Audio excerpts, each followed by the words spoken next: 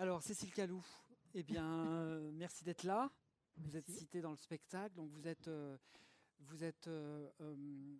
archéozoologue, spécialiste des lapins, professeur au Muséum national d'histoire naturelle, et puis vous êtes aussi Je suis également responsable de collection. On est multicasquette quand on travaille au muséum. sur les lagomorphes. Ouais, je suis responsable de la collection des lagomorphes. Donc maintenant, vous savez ce que c'est. Alors, avant qu'on aille un tout petit peu sur, et puis qu'on ouvre des questions à la salle aussi, si vous avez des questions à poser à Cécile, avant qu'on aille sur vous, vos travaux, sur quoi vous avez travaillé, est-ce qu'on peut dire aujourd'hui, est-ce qu'il y a un état des lieux à faire sur le nombre de lapins dans le monde? Est-ce que c'est vraiment une espèce qui est toujours sur la liste rouge de l'UICN? Malheureusement, oui. Enfin, ça dépend des régions. Et même en France, il y a des grandes variations en fonction des départements. Il y a des départements où effectivement il est en danger et d'autres où il est pas considéré comme vulnérable. Et dans le monde, c'est pareil. Il y a des zones où il est en danger, d'autres il ne l'est pas. Donc c'est une situation assez compliquée. Savoir le nombre de lapins, c'est absolument impossible, mais ça a été démontré. Et alors donc vous avez travaillé sur plutôt le lapin plutôt dans une optique archéologique et archéozoologique, plus exactement. Et vous avez fouillé au nord du Maroc ou au sud de l'Espagne? Alors non, alors moi je suis effectivement archéozoologue, donc c'est l'étude des relations homme-animal. Alors je vais préciser, c'est différent. Je suis pas paléontologue. Les paléontologues étudient l'évolution des espèces, alors que les archéozoologues étudient vraiment les relations homme-animal. C'est ça le cœur de notre métier. Et donc effectivement, quand on étudie une espèce ou quand on fouille, on cherche à établir ces relations.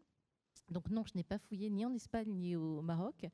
Mais c'est vrai que le sujet m'intéressait parce que c'est vraiment, et ça a été clairement montré, il y a un lien homme-animal extrêmement fort et marqué Et donc et complexe. vous avez fait votre thèse sur les lapins.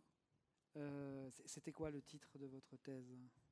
Alors, comme tout le monde, je ne me souviens plus du titre exact parce que c'était un nom à rallonge, mais c'était tous les aspects. En fait, quand j'ai commencé à travailler sur ma thèse, je me suis dit, c'est une espèce qui est ultra connue. Tout le monde connaît le lapin. Là, vous avez tous déjà vu un lapin, tout le monde connaît. Et en fait, j'ai fait comme toute bonne chercheuse, j'ai commencé à me plonger dans la littérature et les publications.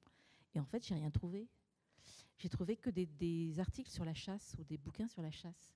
Je me suis dit, mais c'est pas vraiment ça. Et donc, en fait, il a fallu creuser, chercher des informations, interroger des gens dans plein de milieux. Et en fait, c'est ça qui m'intéressait, parce que quand on s'intéresse au lapin, on s'intéresse à tout. Et donc, il a fallu creuser. Donc, du coup, creuser pour un lapin, c'était normal. Et du coup, c'était une thèse très longue, parce que il y avait plein de chemins, comme dans un terrier. Il fallait aller voir à droite, à gauche, des spécialistes. J'ai vu des spécialistes de puces. J'ai vu des spécialistes qui travaillent sur la génomique. Donc, voilà, j'ai suivi tous les fils. Et alors, vous me disiez, quand on s'est croisés la première fois, en fait, dans la vie, on se tutoie, donc je vais te tutoyer. Oui, ça me semble très bizarre, cette histoire. Dans la recherche, on tutoie très facilement, en plus. Donc, au théâtre aussi, je te ferai remarquer. La première fois qu'on s'est rencontrés, tu me disais que quand tu disais que tu travaillais sur des lapins, tes collègues, c'était pas très sérieux, le lapin, quoi. Non, on s'est bien fichu de moi. J'ai eu droit à tout. Ouais. Toutes les blagues de mauvais goût, je les ai eues. Et surtout, j'avais raconté l'humiliation totale. Je me suis fait moquer de moi par quelqu'un qui étudie les drosophiles. Les drosophiles, qui me dit quand même, c'est pas très sérieux comme sujet, le lapin. Et moi, je voyais les drosophiles, je me dis, mais sérieusement, quoi. Et justement, il y a toutes ces connotations que tu as évoquées, Hélène, toutes ces connotations sexuelles, tout est ressorti en disant, non, mais franchement, on peut pas travailler sur le lapin. Alors, je m'étais un peu moquée de lui en tapant sur la table en disant « Ah, je t'ai tué une année d'études. Ouais. » Donc voilà, c'était un petit peu, parce qu'on s'amuse beaucoup dans la recherche.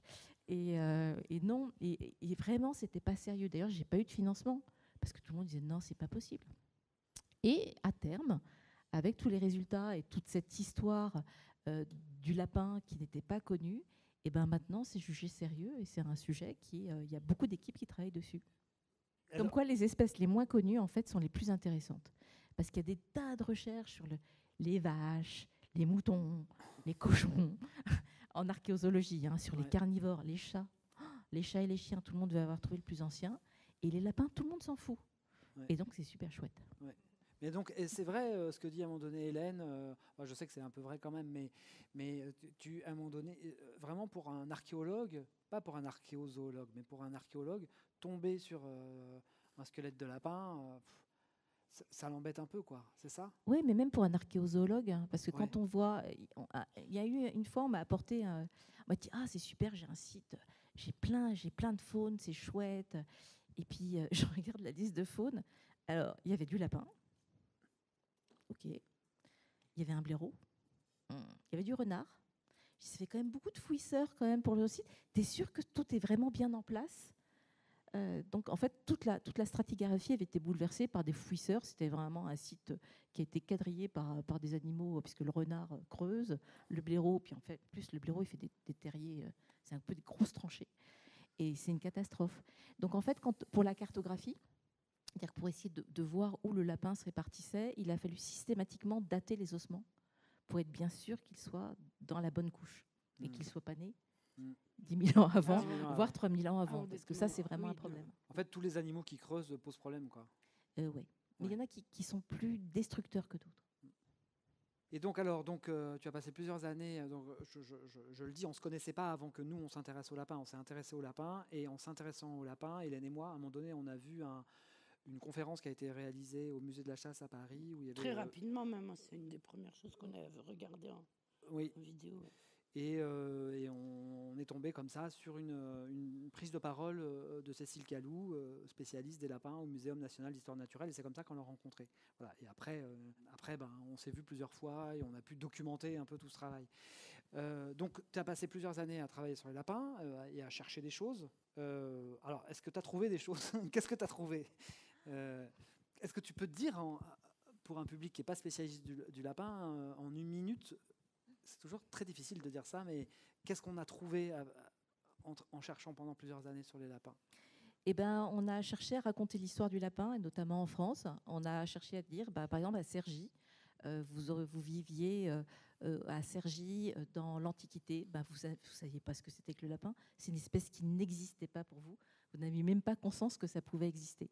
Parce que, vous l'avez dit, c'est une espèce méditerranéenne. Et donc, ça, c'est incroyable de penser comment une espèce méditerranéenne a pu se trouver partout jusqu'en Antarctique. C'est un non-sens. Donc, il y a plein de choses. Donc, ça, c'est intéressant. Il y a tous les aspects également, mais qui ne sont pas résolus sur le nom de l'espèce. Ça, c'est assez compliqué, le nom de l'espèce. On a parlé du conin.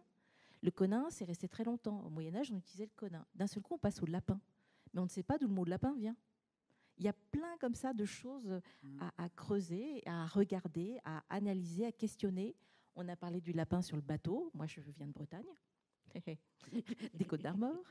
Et j'adore provoquer, parce que je fais du bateau. Et à chaque fois, je dis, mais moi, j'étudie le lapin. Ah ouais, t'étudies le lapin? Je dis, oui, c'est quoi votre problème avec le lapin? Donc, il y a plein de choses quand on arrive par cette espèce-là, on aborde plein de questions. Et c'est très, très riche. Et ce qui est quand même assez chouette. Alors, il y a une question qu'on se pose souvent et que nous, on s'est posé dès le début, en fait, c'est y a-t-il des différences? C'est quoi la différence entre un lapin domestique et un lapin sauvage? Eh bien, en fait, il n'y en a pas tant que ça. Il n'y en a pas tant que ça, sauf qu'un lapin domestique, on voit bien, il y a des races différentes, il y a des couleurs différentes. Mais un des sujets et une des problématiques, c'est au niveau taxonomique, donc quand on nomme les animaux. Par exemple, le chien, c'est la forme domestique du loup. D'accord? Donc, on a le Canis lupus, le loup, et on a le Canis familiaris, qui est le chien. On a le chat, le Feliscatus. Patricia est un Feliscatus. Elle a rencontré Patricia en visio. Je l'ai rencontré. Et le chat sauvage, donc c'est la forme domestique du chat sauvage, Felis sylvestris. Pour le lapin, son nom d'espèce sauvage, c'est Oryctolagus cuniculus. Et son nom de lapin domestique, c'est Oryctolagus cuniculus. C'est le même. C'est le même. Et en fait, on n'a pas donné un nom scientifique pour le lapin. Alors, j'ai essayé de proposer, en disant, oui, moi, je voudrais ma contribution. Non, il n'y a que 2 espèces qui n'ont pas de nom pour la forme domestique. Et c'est assez intéressant pour la deuxième, parce que c'est le cobaye. Vous savez, tu vois, c'est ce que j'allais te demander, c'était le cochon d'Inde. C'est le cochon d'Inde. Et ce qui est assez marrant, c'est que le cochon d'Inde, c'est le lapin sud-américain. Il a le même statut, il est pareil dans les maisons, il est associé, on le mange, il est porteur de plein de sens au niveau culturel. Donc d'ailleurs, on l'appelle parfois le lapin. Et c'est vrai que quand j'avais moi cherché s'il y avait un équivalent, parce que le lapin, ce qui est quand même fou, c'est qu'il est effectivement animal de compagnie, il est animal d'élevage et animal sauvage. Et j'avais cherché, et le seul que j'avais trouvé, c'était le cochon d'Inde qui a le même statut, quoi. Pas chez nous, parce qu'on ne l'élève pas pour le manger, et il n'y en a pas trop. Et c'est un animal qui est moyen. Donc dans le côté débordé, en fait, il est moyen. On parle de microfaune pour les tout petits, on parle de la macrofaune, et lui, on dit mésofaune. Il est ni petit ni grand, et donc on ne sait pas où le mettre. Et même, je crois que je vous avais raconté l'anecdote à l'Académie d'agriculture, parce qu'on m'avait très gentiment donné un prix pour ma thèse, et tout le monde s'est foutu de moi. Mais alors vraiment, quand on a annoncé qu'on donnait un prix pour la thèse sur le lapin, il y a quelqu'un derrière moi qui très gentiment a dit « Mais sérieusement, vous avez travaillé sur ce sujet ?» Je dis « Ouais, quand même. » Attendez la fin. Je dis « Mais vous travaillez sur quoi ?» Il dit « Moi, je suis éleveur de moules. » Et lui, ça n'a pas fait rire. Et en fait, même sur la représentation de la ferme, parce qu'on nous donne un très joli diplôme avec les animaux de la ferme, le lapin, il est pas présent. Et d'ailleurs, il est classé dans les volailles. Hein. Oui. Le lapin effectivement, est un oiseau. C'est une volaille. Donc il est toujours. Mais cette ambivalence est passionnante, absolument passionnante. Et donc tous les lapins, aussi différents soient-ils que nous avons de compagnie, là, les lapins petits, gros, etc., blancs, rouges, enfin tous les différents types de lapins qu'on a, en fait c'est tout le temps la même espèce. C'est tout le temps la même espèce et c'est encore plus tordu que ça.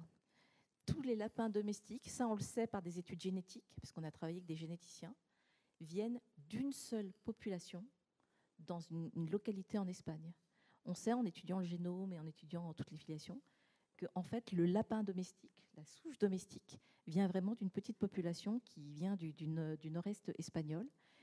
Ils viennent tous de là. En fait, le lapin domestique, c'est celui-là. Et c'est celui qu'on trouve partout dans le monde. Ah, et l'américain aussi ? Alors, le lapin Oryctolagus cuniculus. Ah oui, cuniculus. Ouais. Vraiment, cette espèce-là, le lapin européen. Ouais. Et en plus, ce qui est passionnant sur cette espèce, je tiens à rappeler, c'est que le lapin, son berceau, c'est l'Europe. C'est la seule espèce domestique, forme domestique, qui est originaire d'Europe. Donc, ça devrait être le symbole de l'Europe. Toutes les autres... Moi, c'est ce qui m'a le plus épaté dans les recherches qu'on a faites, c'est que c'est la seule espèce domestique qui vient d'Europe. C'est fou quand même. Toutes les autres viennent du Proche-Orient, du Moyen-Orient ou d'Amérique ou d'Asie. La seule espèce que l'on a, c'est le lapin. Et le rat il vient d'où ? Déjà, le rat, on l'a domestiqué, pas une vraie domestication. Ouais, il nous aime bien quand même. Oui, mais c'est pas parce qu'il nous aime. Mais on les aime pas forcément autant. Alors peut-être que c'est vrai. Peut-être que c'est le moment d'ouvrir des questions à la salle. J'ai un micro. Il y en a peut-être d'autres qui circulent. Ouais, il y a un micro derrière vous, madame, là. Hop. Bravo pour ce spectacle, hein, c'est extraordinaire. Et pour revenir, vraiment, bravo. Hein, et revenir aux questions donc, d'espèces, puisque ce lapin donc, ce lapin espagnol a colonisé le monde entier, est-ce qu'il y a eu des phénomènes de spéciation qui ont eu lieu ou pas ? Un peu au même titre que la salamandre californienne. Est-ce qu'on peut parler de spéciation ? C'est-à-dire est-ce que tous les lapins du monde sont interféconds ? Oui. Comment ça se fait ? Alors ça, par contre, je ne comprends pas pourquoi. C'est une seule espèce. Et d'ailleurs, c'est même le genre Oryctolagus, c'est un genre monospécifique. Il n'y a qu'une espèce. Oui, c'est vraiment le genre Oryctolagus, il n'y a qu'une espèce qui est Cuniculus. C'est le seul. En fait, comme l'espèce humaine, du coup. Où nous sommes tous interféconds et nous sommes tous... C'est ça. Je ne sais pas si on est très proche génétiquement, mais... Mais Oryctolagus et Sylvilagus, ils ne peuvent pas. Non, c'est pas... Alors, même si la notion d'espèce est discutée en ce moment, etc., la définition précise, ça n'est pas le même genre. Déjà, entre espèces, il faut être de la même espèce. Sylvilagus et Oryctolagus, donc ça n'est pas le même genre. Ils n'ont pas le même nombre de chromosomes.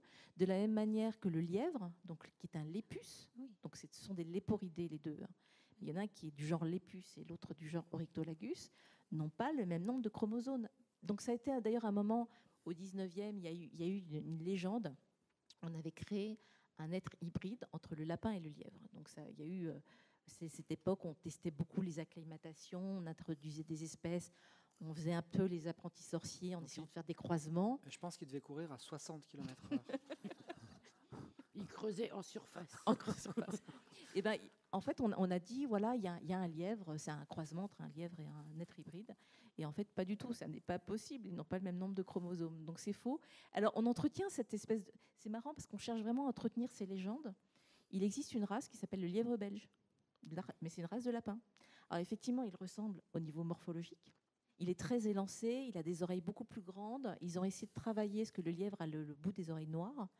Mais c'est un lapin. C'est un lapin et on le Et c'est reconnaît un bien. Oryctolagus, quoi. Et c'est un Oryctolagus. Pas comme le lièvre roux du Natal, Pas du tout. qui est un lapin, mais pas un Oryctolagus. Qui est un lièvre. Mais voilà. Mais qu'on appelle aussi le grand lapin roux. Qu'on Ah, c'est un appelle aussi. lièvre, d'accord. Non, mais je le savais. Merci de ne pas avoir posé la question quand Cécile n'était pas là. Parce que même espéciation, je ne savais pas ce que ça voulait dire. moi. Spéciation, ouais, les différences, voilà, il y a des séparations. Dans les espèces les plus compliquées là-dessus, c'est les porcs et les cochons et les sangliers. On peut faire des sanglichons, j'avais vu, et des cochons gliés. Et des cochons gliés. Mais en fait, c'est la même espèce. Là, pour le coup, c'est la même espèce. Ce sont deux sous-espèces, mais c'est la même espèce. Donc, Parce que pour un autre spectacle, j'ai travaillé sur les cochons et les sangliers, tu sais. Mais là aussi, c'est un grand, grand sujet. Oui, c'est vrai, c'est un grand sujet. Mais on peut les mixer. Une autre question? Oui. Vous avez dit que des hommes ont consommé des lapins à l'époque préhistorique ou paléolithique. Est-ce qu'il y a des représentations de lapins dans les peintures rupestres? Il y a eu un site où on en a trouvé et c'était seulement un? Non, là, c'était le premier. Ouais. C'était le plus ancien. En fait, dans les sites espagnols paléolithiques, on a énormément de restes de lapins. On en a également dans le sud de la France. C'est comme ça qu'en fait, on a pu identifier sa progression. Et on n'en a pas du tout. Il est complètement absent. Plus on va vers le nord, moins il y a de lapins. Donc, on en a trouvé beaucoup. Alors, la difficulté d'un point de vue analyse des ossements, c'était est-ce que ces ossements sont bien consommés par l'homme ou est-ce qu'ils ont été consommés par des prédateurs et rapportés dans ces abris par des prédateurs, puisqu'il y a des rapaces qui consomment des lapins. Et là, c'est en analysant pas seulement les ossements, mais la composition. Si on a des très jeunes lapros, c'est plutôt apprécié par les oiseaux nocturnes et diurnes, donc les rapaces, qui, eux, ont tendance à manger des plus jeunes. Donc, en fonction de la catégorie de lapins que l'on trouve, on regarde aussi les traces de découpe.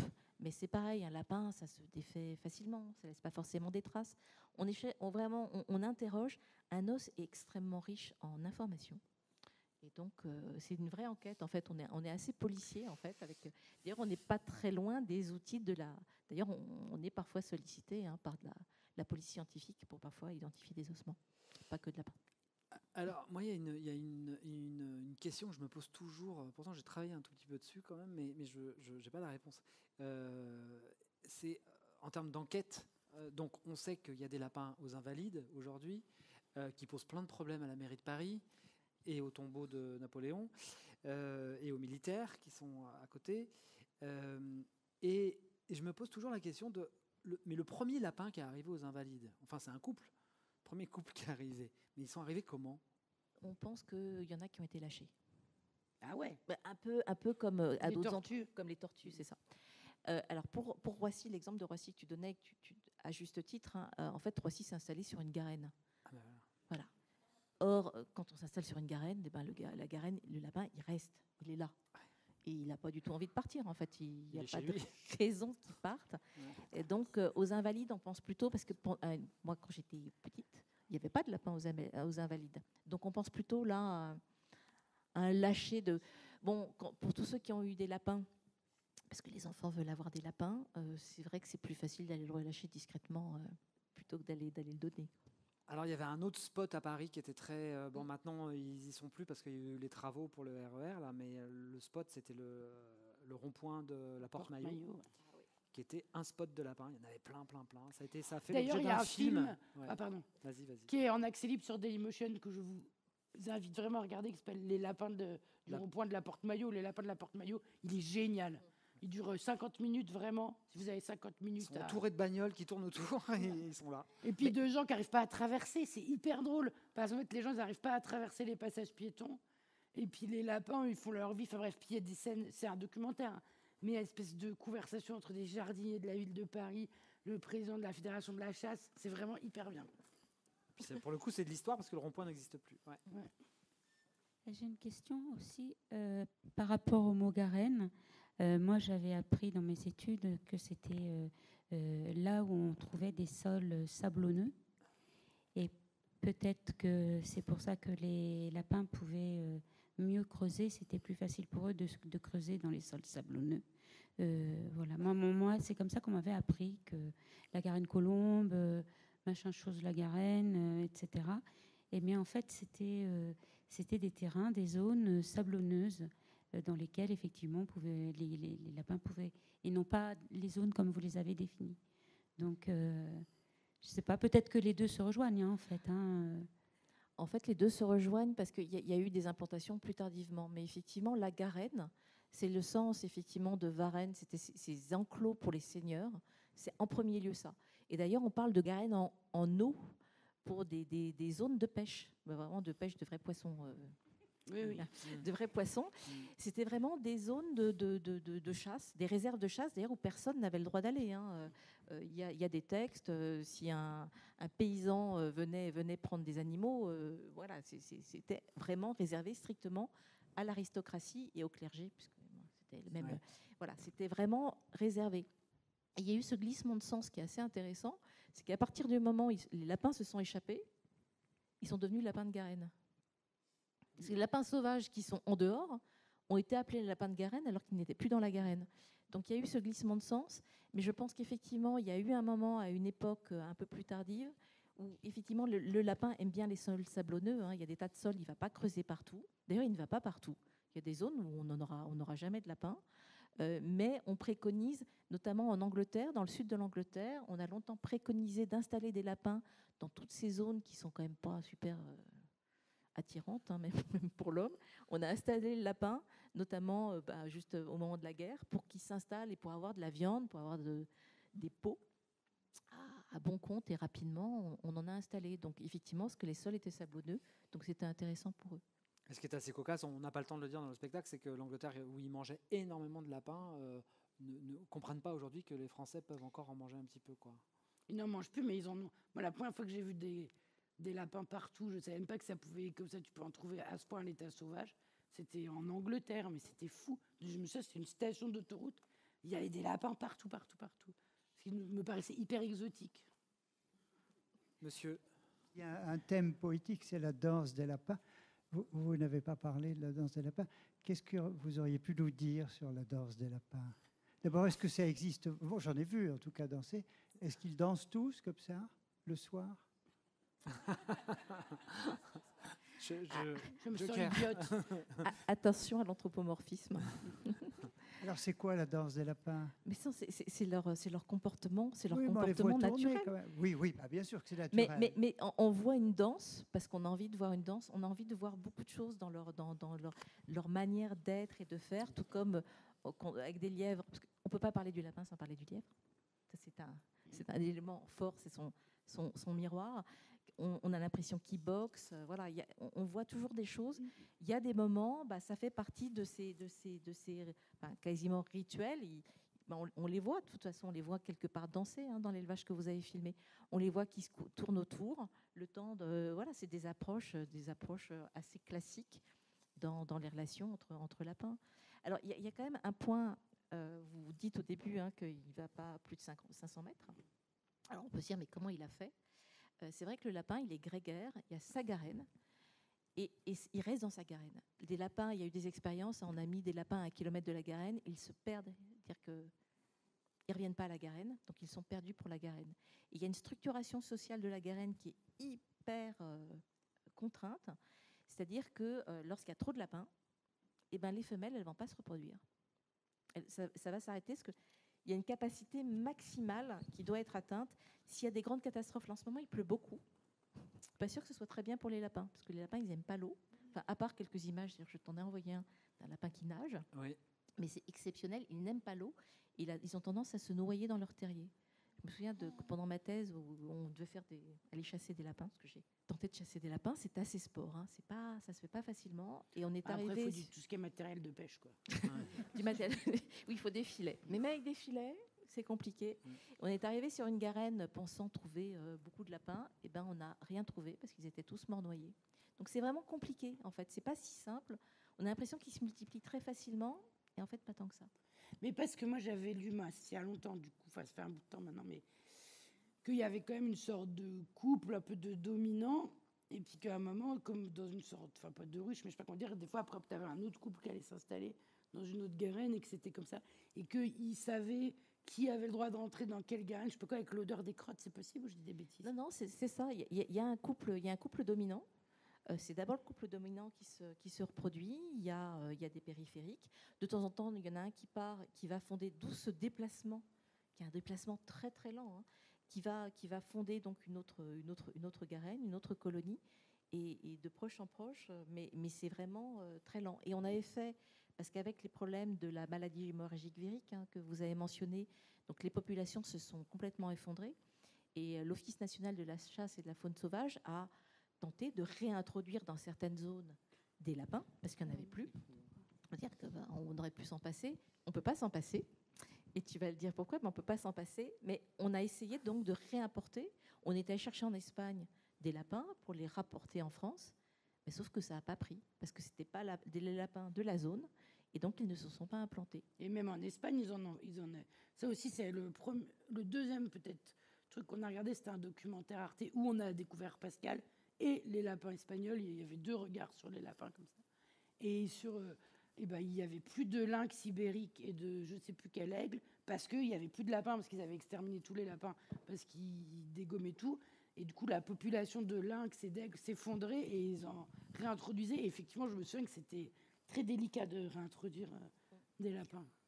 Oui, c'est à l'origine. En fait, le lapin est à l'origine de la chaîne alimentaire de beaucoup d'espèces. Il a à peu près 80 prédateurs, et en Espagne notamment, puisqu'il est originaire de là-bas, c'est vraiment à l'origine pour le lynx, voir les populations de lapins s'effondrer, c'est voir le lynx disparaître. Et c'est un des problèmes qu'il y a en ce moment. Il y a une vraie fragilité du lynx, de grands oiseaux, de grands rapaces. Il y a un vrai effondrement de la biodiversité parce que le lapin disparaît. Et on s'est retrouvé face à un constat assez contre-intuitif quand même, c'est que les chasseurs, à la différence de plein d'autres espèces, pour le lapin, le chasseur s'avère être plus protecteur que les autres, puisque c'est souvent les chasseurs finalement qui ont contre les forestiers qui voient jamais bien trop le lapin et les agriculteurs non plus, qui font les campagnes de vaccination, qui les attrapent pour tenter de des garènes artificielles. Qui font des garènes artificielles pour pouvoir continuer à les chasser bien sûr, mais aussi pour pouvoir maintenir la population. Donc la chanson "Le lapin a tué un chasseur", c'est pas sympa quoi. C'est pas sympa pour le chasseur. Qui pour le Parce que sans chasseur, il n'y aurait plus de lapins. Quoi. Alors, puisqu'on parle de prédateurs des lapins, est-ce qu'ils arrivent à communiquer entre eux, un petit peu comme la marmotte qui siffle quand elle entend, il y a une marmotte qui se met, enfin, on connaît tous cette image. Il tape. Comment c'est de la podophonie, c'est ça? Oui. Et est-ce qu'on a pu développer justement différentes communications? Par exemple, un coup, 2 coups, c'est... vous voyez ce que je veux dire? Un peu comme des phrases, en fait. Du morse, quoi. C'est du morse. Oui, voilà, merci Mais beaucoup. de lapin, Merci. quoi. Du morse de lapin, ouais. Ouais, du morse de lapin. Tu vas où? Ouais. Je reviens. Et arrête de bouffer des carottes, tu vas être malade. Je suis pas certaine. Mais là, très franchement, je suis pas spécialiste. Mon domaine, c'est plutôt les ossements que la communication des lapins. Mais c'est vrai qu'on a tous cette image de Pampan. Pampan qui tape, et ça vient de là. Hein. C'est vraiment, effectivement, c'est pour prévenir qu'il y a du danger en dessous. Oui, parce qu'en anglais, il s'appelle, je ne saurais jamais bien le dire, summer, je sais pas quoi, ça veut dire taper aussi. Parce que, non, j'avais rencontré quelqu'un qui était un spécialiste des gerbilles, et justement, il étudiait la podophonie chez les gerbilles. Donc, peut-être est-ce qu'il y a des liens, voilà, je sais pas.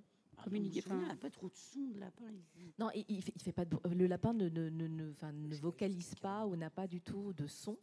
À part taper, enfin, il n'y a pas de son. Mais il faudrait effectivement voir. Ça peut être un sujet de recherche. On peut donner ça à un étudiant, en disant, tiens, tu vas étudier. Comme ça, on se moquera encore plus de lui. Je vais lancer ça. Mais est-ce qu'on se moque autant des chercheurs? D'ailleurs, moi, c'est une vraie question que j'ai par rapport au lapin. Parce qu'on avait rencontré 2 chercheuses aussi qui étaient anthropologues, philosophes et écologues. Elles avaient toutes les deux une double casquette. Et on s'est également beaucoup moqué d'elles alors que leur livre est génial. Et elles nous ont dit exactement la même chose que toi. Mais dans mon souvenir, peut-être je me trompe, Jean-Louis Chapuis ou Léo Marin, qui sont aussi deux chercheurs qui ont travaillé sur le lapin qu'on a rencontré, nous ont pas dit qu'on s'était moqué d'eux. Donc est-ce que c'est pas l'association Femmes et Lapins qui fait qu'on s'en moque? Non, mais je dirais, est-ce que les sujets qui touchent aux femmes ne faut pas aussi... Je pense qu'une femme qui aurait étudié les moules, on aurait peut-être pu plus se moquer d'elle qu'un homme qui étudiait les lapins. Je pense que c'est quand même un heureux mélange des deux, quand même.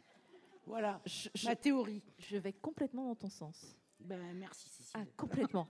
Non, c'est sûr, le lapin est associé à la femme, et vous l'avez dit. Hein, et d'ailleurs, le Titien, la Vierge au lapin, c'est pas anodin d'avoir un lapin blanc. Il y a beaucoup de peintures. Quand on a un lapin seul et qu'on voit en général une femme avec un lapin blanc, c'est la virginité, c'est une expression de la sexualité. Hein. Faut pas le voir comme oh, elle caresse un petit lapin, comme on peut entendre devant le tableau. Oh, c'est mignon, il caresse un petit lapin. Non, c'est vraiment le sexe de la femme. Hein. C'est hyper sexualisé.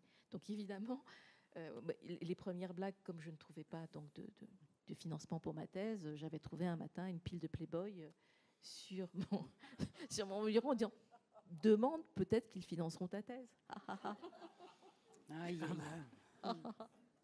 Oui, allez-y, monsieur. Oui, bonsoir. J'avais deux petites questions, une sérieuse et une un peu moins sérieuse. La sérieuse, c'est l'évolution en 6 millions d'années morphologique, etc., du lapin. Comment a-t-il évolué? Et la moins sérieuse, c'est à l'instar des Monty Python, est-ce que le lapin peut être méchant? Alors, la première question, en fait, c'est fascinant, il n'a pas bougé. Pas pour le côté méchant, oui, il peut être méchant, le lapin. Mais sans ça, non, il n'a pas bougé morphologiquement. Le lapin, 6 millions d'années, donc là, pour les paléontologues, vous diront que oui, il y a des petites évolutions. Mais on continue à travailler là-dessus, hein, notamment un programme de recherche actuel avec notamment des Suisses, des Allemands, des Anglais. On est en train d'essayer de regarder en utilisant les outils techniques de morphométrie géométrique pour voir vraiment des micro-évolutions au niveau squelettique et notamment crânien, hein, entre les formes domestiques, les formes sauvages et même les formes sauvages entre elles. Et ben, c'est pas si évident que ça. En fait, un lapin, vous regardez un lapin paléolithique et un lapin d'aujourd'hui, ben, c'est toujours un lapin. Il n'a pas changé. Il y a la même difficulté avec le chat. C'est pour ça qu'après, je me suis intéressée au chat. J'ai fait un vrai grand bond. Où on regarde un chat de 3000 ans et un chat d'aujourd'hui, ben, c'est le même chat. Il n'y a pas eu de modification profonde parce qu'en fait, ils ont toujours le même régime alimentaire. C'est ça qui induit un changement. Le chien, on voit bien qu'il y a eu quand même...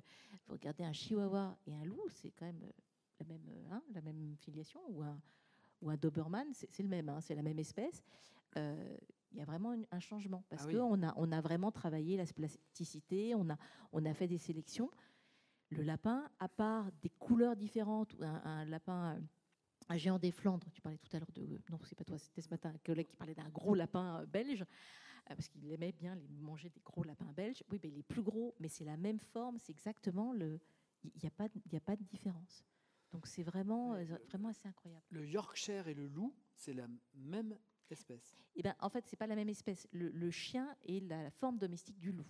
Mais le Yorkshire et le Doberman, c'est la même espèce. C'est la même espèce. Et le Saint-Bernard, tu vois, c'est une histoire... Oui, c'est la même espèce, vraiment. Ils peuvent se reproduire. Ils pourraient, potentiellement. Oui, il vaut mieux qu'il y en ait un qui soit le mâle et l'autre la femelle. Oui, il vaut mieux que le Doberman soit le femelle. On peut rigoler bête avec les chiens aussi. Quoi. Tu as l'image.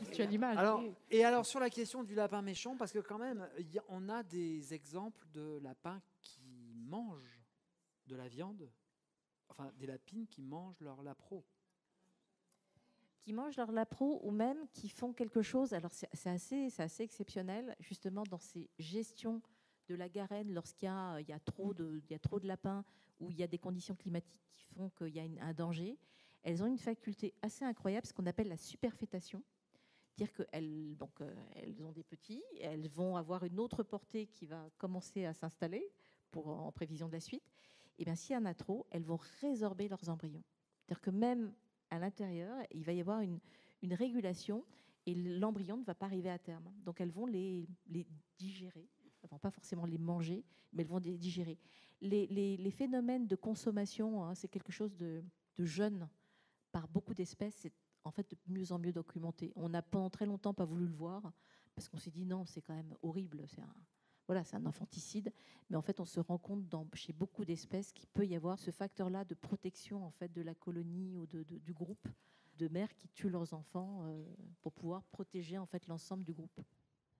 Mais le lapin n'est pas carnivore quand même par essence. Il n'a pas des dents faites pour ça. Mais moi, je connais personnellement un lapin qui est vraiment très, très méchant et que je compare toujours au lapin des Monty Python.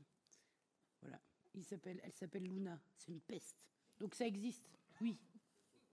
Alors, il fait moins de sauts, voilà. C'est moins impressionnant. Mais ça fait presque aussi peur. Excusez-moi. Oui. La fin du spectacle, c'est vertigineux. Mais une question que je me pose, c'est comment peut-on imaginer que mettre des milliers de kilomètres de grillage, ça va faire quelque chose? Enfin, est-ce qu'il y a des scientifiques qui ont réfléchi au problème en amont, ou comment ça peut se décider des choses comme ça en Australie? Oui. En Australie, non, c'est-à-dire qu'à un moment donné, ils se sont retrouvés. Après, je ne suis pas un spécialiste de l'histoire australienne, mais ils se sont retrouvés avec des terres qui n'étaient pas encore colonisées par les lapins, et ils ont vraiment fait un grillage. Évidemment, ils ne sont pas stupides, ils ont fait un grillage qui rentre dans le sol à une certaine profondeur pour que les lapins ne passent pas. Mais soit ils n'ont pas fait attention, il y avait déjà 2 lapins qui étaient déjà passés bien avant qu'ils fassent leur grillage, ou bien il y a tout le temps des défauts à certains endroits. Il faudrait pouvoir sur 3500 km, ce serait étonnant qu'il n'y ait pas un endroit de passage, et le lapin est passé, quoi. Et pour répondre à votre question, vous savez, les scientifiques, on ne les interroge pas toujours. Pourquoi est-ce qu'on a fait ça? C'est vraiment c'est souvent une histoire économique. Et on voit bien que science, économie, ça ne va pas toujours ensemble. On n'est pas forcément contacté en disant, voilà, nous on sait, on va faire. Et on voit bien en Australie, alors, tu as montré donc les émeus, ils ont des problèmes avec les dromadaires. C'est intéressant, hein, en Australie, ils ont une invasion de dromadaires dont on ne parle jamais, mais ils en ont des quantités pas possibles. Et ils ont le même problème. En fait, dès qu'on amène un déséquilibre, ces espèces-là n'avaient rien à faire là-bas. Mais comme le lapin n'avait rien à faire au Kerguelen ou d'autres endroits, et c'est assez intéressant de regarder les textes anciens pour le lapin, parce qu'on a parlé des Baléares, on a parlé d'un certain nombre de petites îles comme ça. Alors, les auteurs latins ont eu la gentillesse d'écrire un petit peu sur le sujet. Et il y a eu, ou même, enfin pas que latins, même un petit peu plus tard, des auteurs médiévaux. On a par exemple l'île de Porto Santo, qui est une île portugaise. Et il y a un texte qui raconte, voilà, ils vont là-bas, il y a des bateaux qui vont accoster là-bas, ils viennent avec des lapins, c'est super. On va mettre des lapins sur place, comme ça on aura à manger, génial. Enfin, tout est très très beau. Puis en fait, 30 ans plus tard, c'est une catastrophe parce que les lapins ont tout bouffé. Et donc l'homme décide de déserter l'île. Donc voilà, on a des documentations sur ce côté catastrophique que ça peut avoir quand on a la super idée géniale d'apporter une espèce en dehors qui n'a rien à faire. Et on voit bien, alors on dit plutôt les espèces envahissantes, parce que le côté invasif, quand on dit espèce invasive, c'est la forme britannique, en fait, anglo-saxonne qu'on utilise. Mais les espèces envahissantes, on voit bien, je pense qu'à Cergy, c'est pareil. Je pense que vous n'avez jamais eu autant de perruches. Il y a un certain nombre d'espèces végétales qui sont des plaies dont on n'arrive pas à se débarrasser. Tout de suite, ça amène un déséquilibre et c'est dramatique, quoi. Laissons une espèce tranquille là où elle est. À l'origine, le lapin, c'est une espèce méditerranéenne. Elle était très bien en Méditerranée. On a voulu la faire sortir et maintenant on dit ah bah oui, mais elle est casse-pied, quoi, parce que quand même, elle nous embête partout. Moi, j'ai une question extrêmement personnelle. Je suis professeure. Le spectacle était fantastique. Et vous passez dans les lycées? Non, mais les lycées peuvent venir nous voir. Moi, j'aime pas les jeunes. Non, oui. Non. C'est vrai. Et est-ce que vous allez refaire des séances? Enfin, je sais pas. En fait, vous pouvez trouver toutes les dates sur le site de la compagnie Vertical Détour. D'accord. Et pour trouver soit vous tapez le problème lapin, soit vous allez dans Atlas de l'Anthropocène et c'est la cartographie 7. Mais le spectacle, il est trop lourd techniquement pour jouer en dehors des théâtres. En revanche... Parce que pour faire pleuvoir des lapins... Et même pour le recul avec les... On a un amphithéâtre dans notre lycée. Oui. Oui. Mais on a joué parfois dans des lieux non théâtraux, dans des lieux dans une forme plus légère, mais ça suppose quand même une organisation quand même, parce qu'il y a du du matériel pour pouvoir faire ce qu'on fait là. Même avec le recul pour les vidéoprojecteurs. Dernière question. Est-ce qu'il y aurait une dernière question pour Cécile? Oui. Bonsoir, je voulais poser la question. Les lapins se répandent facilement et pourtant les lapins qui sont élevés pour la viande, on est obligé de les bourrer d'antibiotiques apparemment. Et qu'est-ce qui explique qu'ils aient cette faculté à coloniser l'espace comme ça et que dans les élevages, ça pose tant de problèmes? Parce que dans les élevages, en fait, là, on a vu un élevage bio, mais c'est souvent pas des élevages bio. On les met dans des cages et on les met en plus dans un confiné avec plein d'autres individus. C'est souvent des élevages assez... Il y a du monde, quoi. Il y a beaucoup de lapins et donc c'est très fragile. Le lapin est vraiment, paradoxalement, est une espèce très fragile. Il y a un courant d'air, ils n'aiment pas ça. C'est ça qui est drôle, c'est qu'ils vont quand même dans des zones où il fait froid. Enfin, ceux qui ont été sélectionnés, pour ça que c'était intéressant de voir que c'est parti d'un petit groupe. En fait, ceux qui ont pu être déplacés à l'origine un peu partout dans le monde et à l'origine des lapins domestiques, c'est pas n'importe quel lapin, c'était des animaux très résistants. Et on a ces animaux-là qui sont sélectionnés, parce que c'est quand même de la sélection pour avoir des animaux à viande, eux sont plus fragiles. En plus, ils sont mis sur des cages, dans des cages. Il faut vraiment prendre bien soin d'eux. Il y a les antibiotiques, mais pas seulement ça. Il faut vraiment nettoyer souvent leur cage, parce qu'ils attrapent beaucoup de maladies, notamment aux pattes. Donc il faut vraiment faire attention. Et alors la fausse bonne idée, c'est quand on les relâche en disant on va les libérer. Oui, je pense que vous voyez à quoi je veux faire allusion. Et on les relâche. Vous êtes sûr que les lapins vont mourir très très vite, parce qu'ils ne sont pas du tout prêts à ça. Et en fait, ils vont être encore plus malades que s'ils étaient restés dans les cages. Donc c'est tous ces paradoxes qui sont assez intéressants à étudier. Et c'est compliqué à comprendre, en fait, un lapin. Et ce qui explique qu'ils sont bourrés d'antibiotiques, contrairement à d'autres espèces qu'on mange, c'est que justement, c'est lié au fait que c'est la même espèce qui est à la fois animal de compagnie, animal d'élevage, etc. Et évidemment, l'agence du médicament européen, elle ne légifère pas de la même façon pour un chat, par exemple, qui n'est pas destiné à la consommation humaine, où on peut lui donner des médicaments, enfin le spectre de médicaments qu'on peut lui administrer est beaucoup plus large que, par exemple, une vache ou un cochon qui est destiné à être mangé. Sauf que le lapin, comme il est les deux, les éleveurs se sont un peu engouffrés dans cette brèche et du coup, le spectre de médicaments autorisés à donner aux lapins, y compris aux lapins qu'on consomme, c'est les médicaments qui sont autorisés à donner aux petits lapins de compagnie. Et c'est aussi pour ça qu'ils ont, en dehors du fait qu'ils sont fragiles, c'est aussi pour ça qu'ils ont accès à plus de médicaments que la vache ou le cochon. Voilà. Allez, la dernière question et puis on arrête. Allez-y, madame. C'est pas une question pour réhabiliter le lapin. J'ai une amie qui est institutrice en maternelle et elle est passionnée d'animaux. Elle utilise beaucoup ses lapins en classe et les enfants sont passionnés. Elle fait beaucoup de choses avec. Et c'est peut-être pour réhabiliter le lapin ou alors dans les EHPAD aussi, où on utilise aussi les lapins pour les gens âgés. Enfin, c'est juste d'animal. Voilà. Mais votre remarque n'est pas anodine. C'est vrai qu'il a complètement... Il est rentré dans cet espace-là. C'est devenu l'animal de compagnie, effectivement, l'animal et qui pose problème. C'est le problème lapin.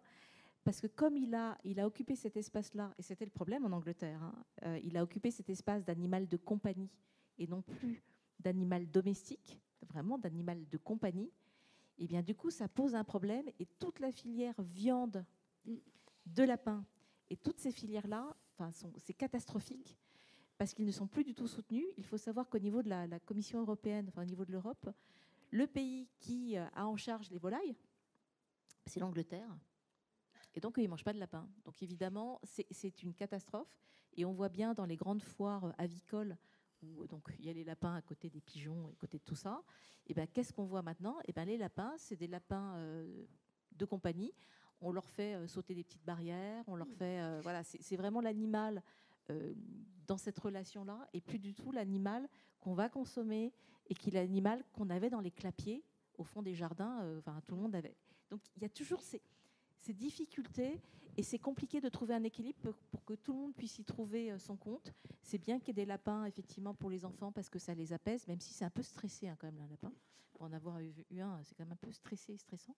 mais ça peut occuper cet espace-là, ça peut occuper encore l'espace au fond du jardin, dans un clapier, ça peut occuper plein d'autres espaces, mais il faut bien trouver cet équilibre entre tous. Il ne faut surtout pas que l'un domine l'autre, parce que c'est le déséquilibre qui bouleverse le monde. En fait, c'est pas tant le lapin, mais c'est tous ces déséquilibres qu'on amène, et on est vraiment responsable de ça.